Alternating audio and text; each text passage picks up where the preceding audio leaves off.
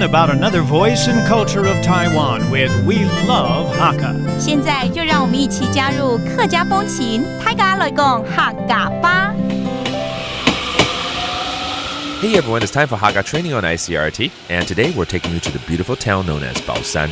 I heard there are some trails over here that are worth biking and hiking on, and then there are also bridges that are beautiful, so we're all going to check it out a little bit later. 今天呢，我们要带大家到宝山乡哦，我们坐着火车呢到新竹，再来转客运。听说这边呢有几个吊桥还蛮漂亮，一个叫宝湖，一个叫碧湖，然后呢也有步道呢可以来走走，或者是骑脚踏车。我们赶快出发吧。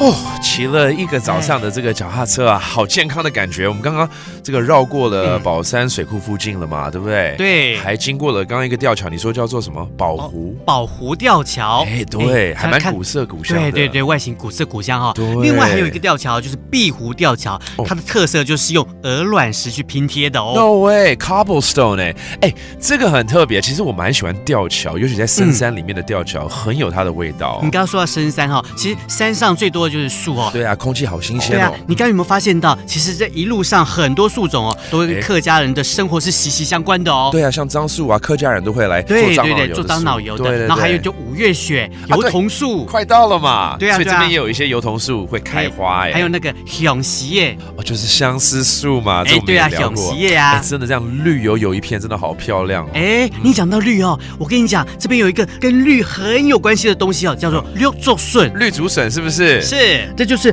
宝山乡这边的特产，它口感吃起来像水梨啊，清清脆脆的。哇，这边的特产，这一定要来吃。不过呢，我们还是要先去你刚刚介绍的那个什么鹅卵石的吊桥啊，对，碧湖吊桥。哎，骑一骑，我们再去吃，好不好？好，走。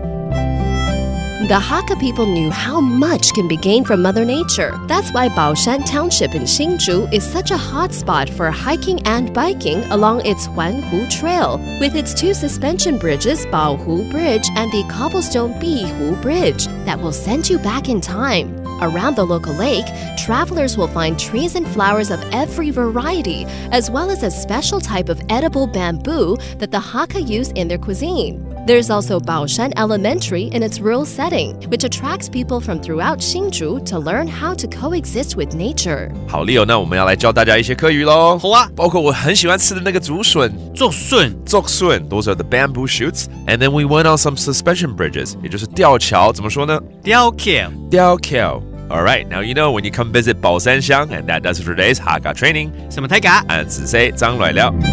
客家风情由客家委员会监制。